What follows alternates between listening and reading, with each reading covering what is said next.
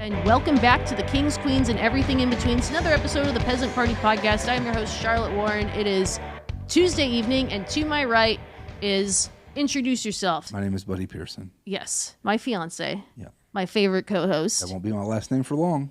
No, I'm taking your last name. What if we just switched? No! A Weirson? We could be the Wearsons. No. Combine it. No. The Weirson. You take mine and I take yours. No, that's dumb. It's progressive. The question was, name all of the professional football players. Our discussion was about Caitlin Clark. Oh, yeah. And the question was, for anybody that's watching this, listening to this, is Caitlin Clark the most famous non-quarterback athlete in America other than LeBron and Steph Curry? There's one more that you actually named and Dom named that is more recognizable than her, but it's not of their own doing. But she's I would say it's like LeBron, Steph, the other person who we won't say that person's name, but we'll let people guess. Mm-hmm. Then Caitlin, if you're not talking about quarterbacks. Yeah. I think the question that I heard was marketable, and I think that is different because marketable, the thing about Caitlin Clark is she's something different, and everyone loves something different. Well, I think that those things go hand in hand. Like LeBron's going to get a better deal. Steph Curry's going to get a better deal. That other person's going to get a better deal. Mm-hmm. And then your quarterbacks probably get as good, if not better deals. But she probably gets a better deal than maybe everybody except for Patrick Mahomes and maybe Josh Allen. Mm. But yeah, I mean, her signature shoe comes out this September, and I think they announced it today. It's her first signature shoe, and it's going to be insane. Nice. They're going to be impossible. For basketball. They're going to be impossible to get. Yeah, probably. I mean, change everything for her. She is an incredible shooter. If you had a signature shoe, what would it be? Like, what style of shoe would it be? It'd be some kind of Docs, something like this, but cooler. I disagree. That would not be your signature shoe. What would it be? It would be an UGG. I do love Uggs. It would be a fur-lined UGG boot. It would not be a Doc. What would you wear Uggs in 99-degree heat? When it's cozy. For cozy. Who thinks that wearing Uggs is cozy when it's 99 degrees when you're in going June to the movie in Austin? Theater. Going to the movie theater. I said she should wear flip-flops and then change when we're going into the theater, not as we're bumping around town for 2 hours beforehand. But she does love her Uggs. I love. You would have a signature UGG. I would make a signature UGG. I think that would. But I feel like the classics look good. Like a signature shoe is something that's you want to be unique and special. Like I'm not going to bedazzle an UGG. It's not just about color though. They design it for you. So right. Some of them have certain support. It might be a clog versus like a boot, or fur lined, or fur that doesn't come over the top, or it might be a little bit higher, lower. You get to completely design your own silhouette. Yeah. Yeah. I don't know. I feel like I would want something that looks cool, and Uggs. I do think Uggs are comfortable. They're ugly as fuck. I don't want to have a tricked out Uggs that would just. I don't have it anymore. I used to. I mean, I have the ones that you got me, but I don't. I have my other ones. I don't wear them anymore. Yeah. Well, I guess I do. I have Uggs downstairs in the living room. I have slippers. True. Yeah. Not like traditional Tom Brady Uggs. Yeah. Yeah. Where would we go? You were asking me what mine would be. Yeah. What was yours? Mine would be a workout shoe. It would be I hate the way cross trainer shoes look, because they look like cross trainers. I would want it to function like a cross trainer, but look more like a running shoe, because I do run, but I also go to the gym and lift and do a multitude of different things in my athletic shoes. So I don't want right now I'm looking at buying a new pair of running shoes soon. But they're running shoes, so they're not going to be as great for me to wear around the gym and stuff. So it would be a hybrid athletic shoe of some sort. Huh. Nice. Yeah, I would probably choose Saucony. Okay. Right now as my brand. Gotta love the socks. Yeah. What do we have any other announcements and stuff? Well. Yep. Okay. Yeah. But no, that's it, I guess. Before we go into our mailbag, we're going to start with a quick hit to warm these up. And I swear I've asked you something like this before, but we're going to ask it again and go kind of down the nuances of it. Is there a right way to break up with someone is the question, though.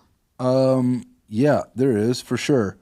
I think the best way to break up with someone is with compassion. As soon as you feel like you should do it, don't drag it out. And then as far as in person and over the phone or text or whatever, that doesn't matter. Okay. I think, well, I don't want to say it doesn't matter. That's not the right choice of words. It depends on the situation.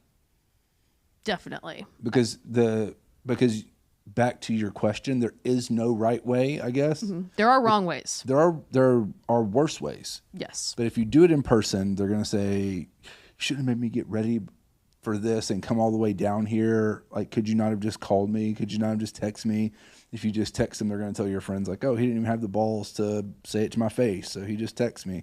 So as far as that goes, I think you should do whatever is going to make it sit best with you afterwards. You don't want to look back and be like, oh, I was really kind of a jerk.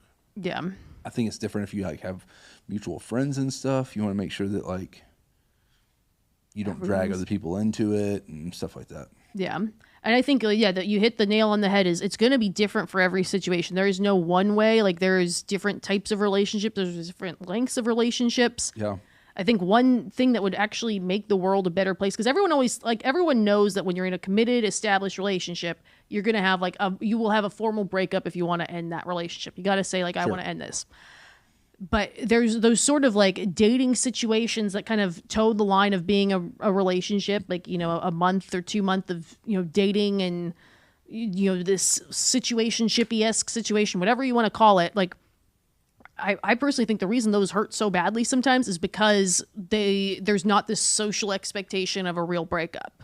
If that makes sense. Mm-hmm. Like, it's, they were never really your significant other, so you can fade off into the night, or you can be, you think you're doing, way more than your part by just saying, this isn't working for me, text, and like giving no answers. I think it just depends on your investment into it as well. Like anything else. Like, if you've been on 1 or 2 dates, it's not really a breakup. You're just stopping dating. True. You have to be in a committed relationship in order to break up with somebody. I'm going to disagree with you on that, but I don't know. I don't think that if you're just dating someone and you're not exclusive with them, how do you know they're not seeing 5 other people? You shouldn't have to have a full breakup with somebody who's dating somebody else. Well, it depends on what you consider a full breakup, because I think a breakup is anything that is we are not going to see each other anymore. However, you shouldn't have to like send like a formal thing. No, like, you could just stop responding to somebody. That depending on that could be ghosting. Yeah, but I don't think ghosting is always a bad thing.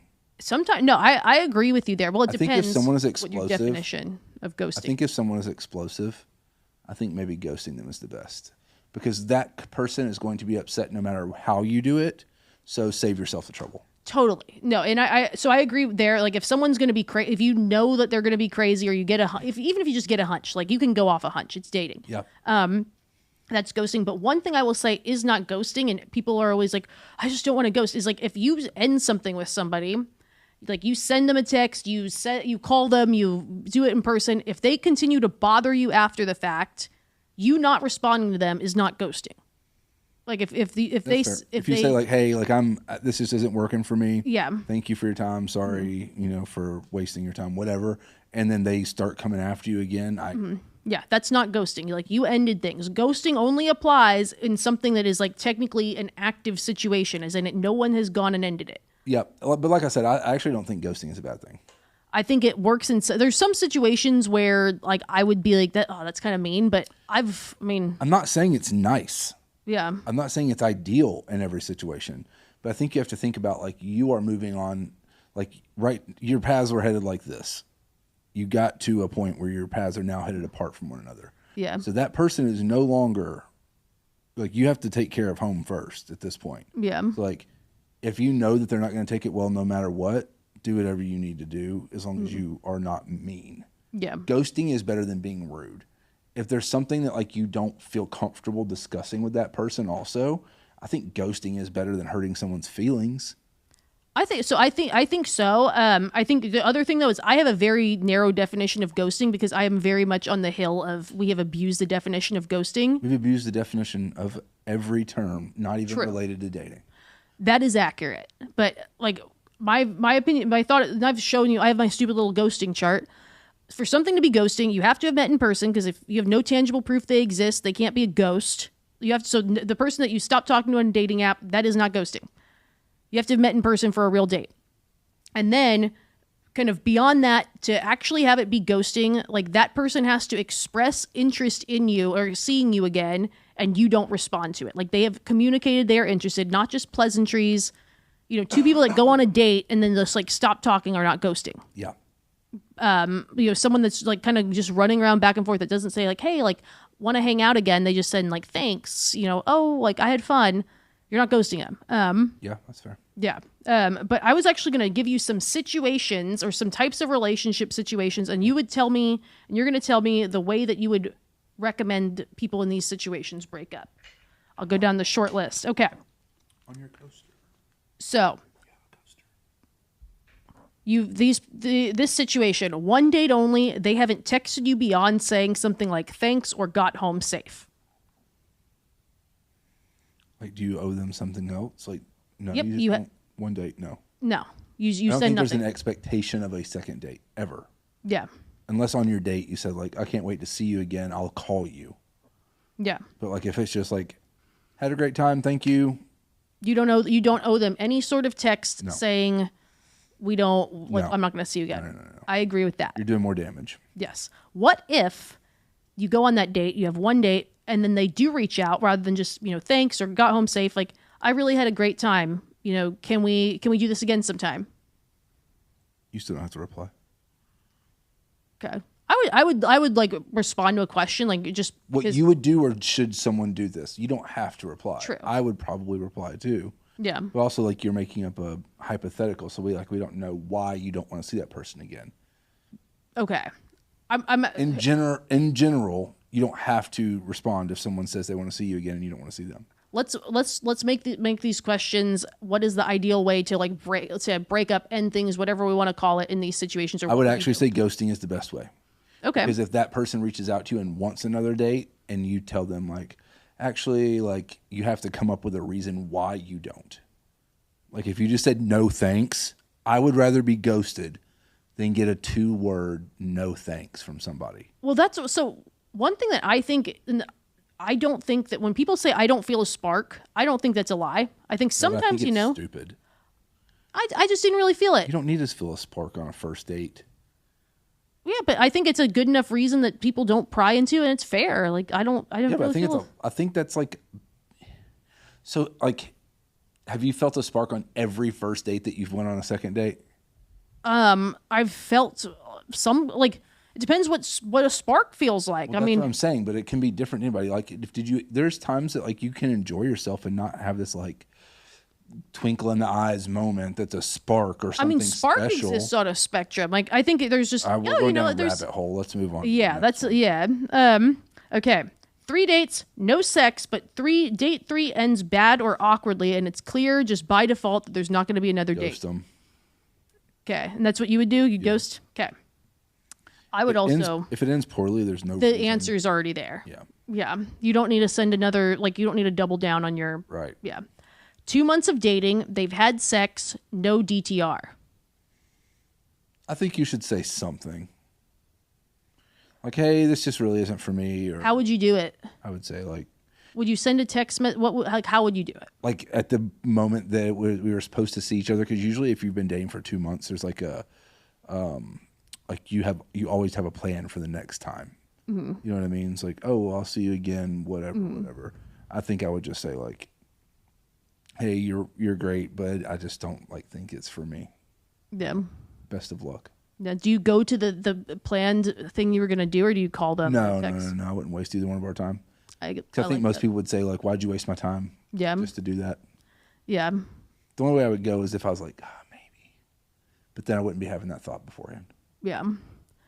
No, I wouldn't, yeah, that would be what I would do. 1 year long committed relationship, but the couple is long distance and it requires air travel to see one another in person. Ghost. I'm kidding. How would you do that one? Because I think that one's interesting. I saw that one as like a Reddit thread. I would probably just call. Maybe FaceTime because it's a little bit more personal, and just say like for whatever reason, this is not working for me, whether it be the person, the distance. Mm-hmm. I think it burns a little bit less because you're not going to like bump into this person. Mm-hmm. But I think you just tell them like, hey, it's a lot. Mm-hmm. And I just don't think it's something that fulfills me right now. Yeah. Long distance, you have an easy out. Yeah, that's true. You have an easy out. No. It'd be different if you were like lived in like the same apartment building. Oh yeah, but there's some people who are so much like when you're in a relationship, you break up in person. Like there are people who hold off on breakups. Yeah, but there's some people that also just like to wallow in their misery, and so if you're breaking up with someone, as long as you are polite, I don't think that they should be your number one thought. I think you should be your number one thought. How do you like protect your own feelings and yourself moving forward? Because the thing is like you break up with someone, and if they like say that you broke up with someone and they were like super feeling it, and you were not feeling it at all. Yeah, Burp. I just did. Yeah, no. I was telling them that you burped. And sometimes people get explosive and they start saying mean things, character attack and personal attack, when all you did was like say, I don't think you're my person. You know, like they could be in love and you're just like, oh, this was good. Like you're nice, but it's not for me. And then you go like, hey, I hate to waste your time, but I wanted to tell you in person because I have a lot of respect for you, but I just don't think this is going to work. And then they start saying stuff about your family or you or your looks or whatever the case is. They tell you that your lasagna is trash or whatever, you know. Feels oddly specific. I think that that kind of thing is not, I think that's not protecting yourself. But some people just want to be miserable also. Yeah, that's true. We live in a world where I think that some people like just want to feel an emotion sometimes. And they're okay with it being like a terrible one because it at least like makes them feel real. And if you're crying and upset, you get sympathy from friends, family, and the like. So that's true.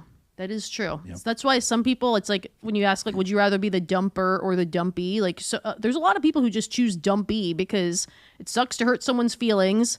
And then when you're the dumpy, like, you get the council of friends there to support you. Like, when you're the dumper, people are like, oh, like, you're not allowed to feel sad. You dump they them. go like, oh, we love that person. Yeah. And then it's like, oh, well. I would choose dumpy every time. That is not an invitation to dump me, by the way. Also, you would have to dump me in person. I wouldn't have to. Or you would just, go home one day and you're gone. That would be ghosting. Dolly would be gone. Daisy would be gone too. Don't you dare. Don't threaten me with that. I would actually, I would be done. Yeah. Then with that in mind, we've got a listener question that's kind of layered onto things like this. Okay, so does this warrant a breakup conversation?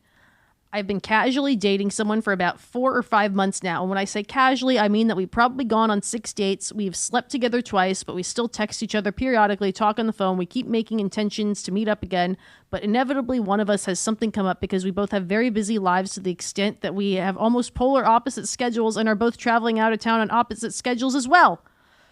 Busy people. Wow. It's pretty clear to me this isn't going to go the distance as we aren't willing to make time for each other, but is that a conversation that's even necessary? It feels so casual that it doesn't really matter and that it can just be allowed to fizzle out. We text pretty casually. Why not just stop texting casually and let things go, you know?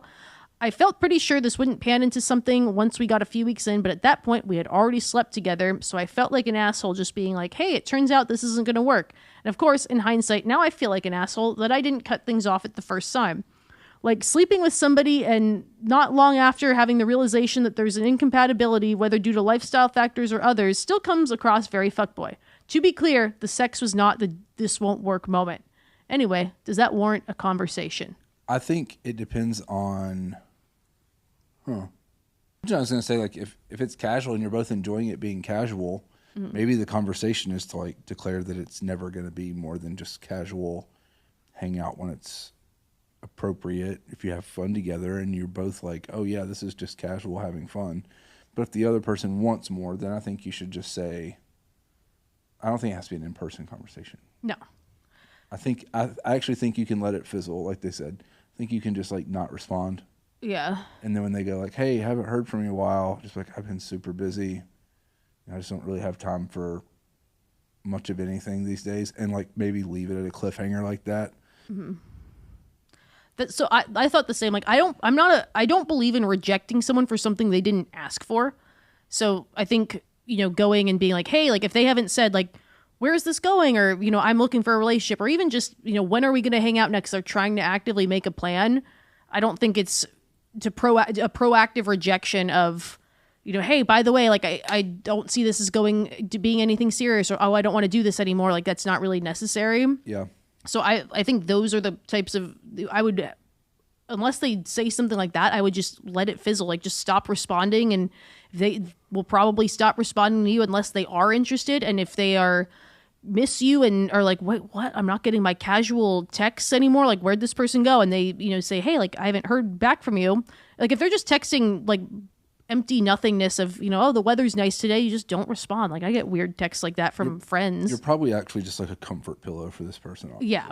If you've been seeing each other for that long and there's not been a discussion of, like, a step forward, you're probably doing the same thing from both sides. Exactly. So I would, and I wouldn't say anything until they let it fizzle. Bring it up. Yeah. A fizzle, everyone loves a fizzle. Yeah. A fizzle is nice. No one's ego gets bruised in a fizzle. Yeah. And people have egos. What's the difference in a fizzle and a sizzle?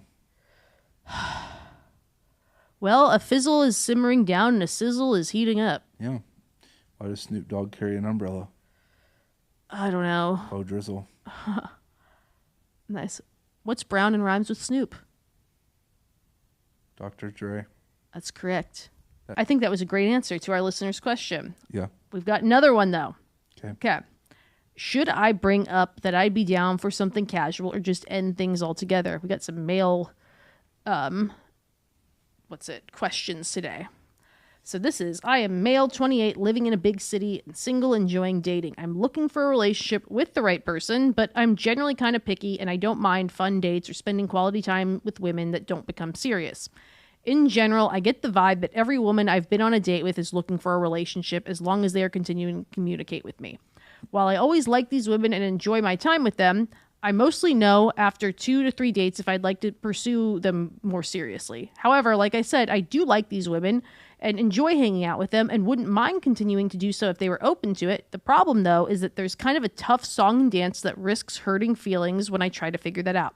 The last woman I dated, after about 3 dates, I said I didn't see a serious future with her, but thought she was great and would be down to hang out still if she were open to it. She did not take that well.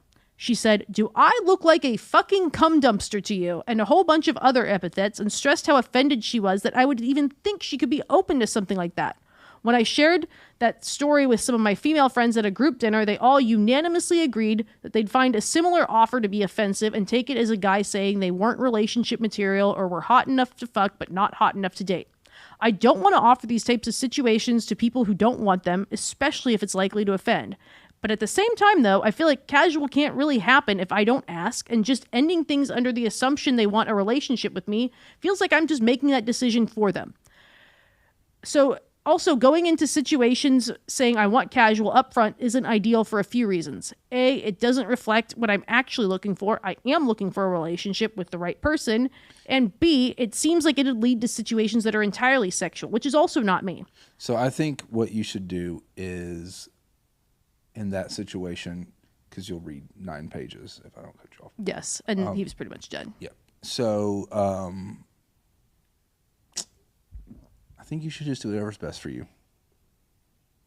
As long as you're not doing anything that's against the other person's will. They seem to be enjoying themselves and keep coming around, and you're not leading them on. Like if they say like, hey, like I'm really looking for something more serious, and you say, I'm just not sure that's what I want. Like I'm looking for something a little bit more casual. As long as you're doing that when asked, I think everybody should look out for themselves. Okay. Because that girl's not looking out for him. Yeah. No, she's clearly not. If you're going to say, do I look like a fucking cum dumpster? Yeah. That never happens that way. Like, women are never like, oh, I hope I'm doing what the guy wants. Never. They're doing what they want. I think when the shoe's on the other foot. Every girl is the main character in their own love story.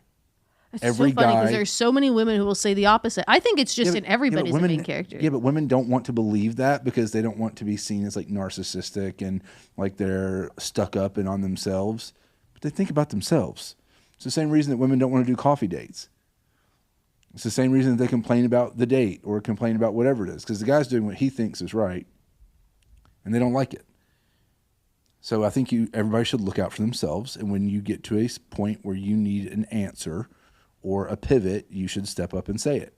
And if you're uncomfortable saying it, then don't be mad when you're stuck in that uncomfortable situation. I think that he should do what's best for him as long as he's being respectful and not leading anyone on. what advice would you give? Say, put yourself in this guy's shoes. You are a guy who you've communicated somewhere, or you've left the air is out there that you're open to relationships, you want to be in relationships, but you're going on dates, and there's a woman that you think she's pretty, you think she's great, you just don't see a future with her. You wouldn't mind casual. Like, how would you propose that idea to her? I wouldn't. I would just keep doing what I'm doing. And when she asked me a question, I would say, I'm not really interested in like titles and like a exclusive relationship. I'm like, I really enjoy hanging out with you, but that's not really what I'm looking for right now. I'd rather just like keep hanging out and doing what we're doing. And if that's not okay with you, that's fine. I understand. So you wait till they say something to you? Yeah. Look, take care of yourself. Yeah. And on that road, maybe you develop feelings. Mm-hmm. No, I mean, you could. Like, I'm also... you're not trying to swindle them, I think that it's perfectly fine. Yeah. Because like I said, the women are looking out for their own interests as well. Yeah, I mean, but the thing I would say is I don't like, it goes back to my thing I was saying before, I don't like rejecting people for something they didn't ask for. And until they have asked for something, you're kind of this idea, because something that bugged me when I was like single and dating, and I think a lot of guys, it's always, there's the mindset of like, all women want relationships with me, and like, oh my gosh, if I hurt this girl's feelings, she's going to be devastated or something like that. Like, there's kind of the flip side of things where like, and you hate it when I say this, but like kindnessing yourself into being an asshole. Like one of my biggest pet peeves when I was single was I would like go on a date. I wouldn't text anything. Like it was a fine date. Nothing wrong with the guy. It just wasn't for me. And then like you would get this like text that was it kind of felt like a soccer coach telling his 6-year-old daughter, his team of 6-year-old girls, like, it's going to be okay. You'll get it. You'll get him next time. Like, you're great. Go get him, Tiger. It was like, I'm sure this isn't what you want to hear. Yeah, but the intention there is good. But guys have far less practice doing it, so they're not very good at it. Yeah. It's the same reason that girls aren't good at getting broken up with. Yeah. Like, but that's the thing is like, you could, there's, I think if you're a guy who's wanting to, look out so much for people's feelings, like you can also go kind of, that can put you going the other direction. Like, don't assume how someone feels until they tell you. Yeah, but like that scenario you just gave doesn't make that person an asshole. No, that's why it was saying kindness yourself into asshole just sounds kind of kitschy and cool. They're not an asshole. But it doesn't make them an asshole. It's just you're not good at what you're not good at. Yeah. Most women are not good at approaching men and asking them out on dates. Most men are not good at turning women down. Mm-hmm. Most women are not good at being broken up with. And most men are not good at breaking up with women. Yeah. And so anytime anyone is in that situation, gulp. Sorry. Anytime someone is in a situation that makes them like, that they're out of practice with, or they're not good in, then yeah, I think it's always going to be that way. But why put yourself in that situation? I think if you're happy, do what's making you happy, as long as you're respectful to the other person. Yeah. I would also say to this guy too, like I think he said 28, like you're 28 dating probably women in the same age range, like, probably no one younger than like, I don't know, 22, 23. They're adult women. They can take care of themselves. They can say like, I want a relationship, or like, I'm here because I want to be in a relationship. And if they're trying to play coy or play cool girl, like that's kind of on them for not saying something. Like they have a mouth. This goes back to exactly what I said last time I was on here in the other room. It's your job to speak up for yourself if you are an adult. This is not a kids dating podcast. This is for adults. Yes. If she said to him like, I would like to like define our relationship, or I'd like to like have a title or be exclusive, and he's like, I'm just really not into that right now. Like, I think you're amazing. I have so much fun with you, but I'm just kind of like, this is more of a casual thing for me. And she gets upset. He'd be like, okay, like, I don't know why you're upset with me. This is the first time we've talked about it. Well, yeah, you clearly are enjoying yourself as well because you want to be in a relationship with me. Mm-hmm. So clearly I've been respectful. Clearly I've been polite and taken your feelings, your well-being into account. Mm-hmm. I just don't want more than that. Yeah. There's nothing wrong with that. Yeah. But people will try to make you feel like what you want is not important. That's what I mean about main character in the love story. They'll try to be like, he led me on.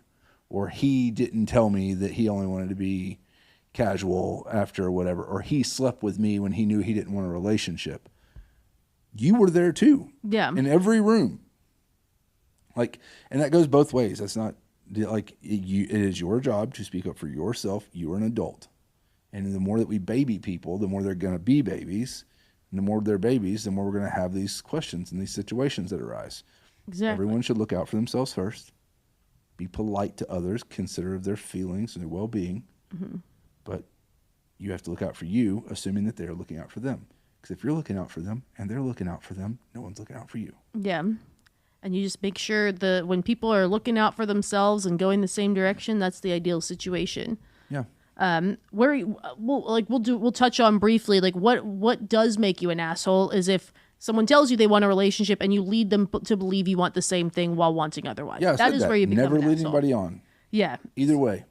And that goes both ways. Guys will be sleeping with a girl or dating her casually, knowing what she wants. She's expressed it, and he's saying things like, I don't know. Just wait until basketball season's done. Like, whatever.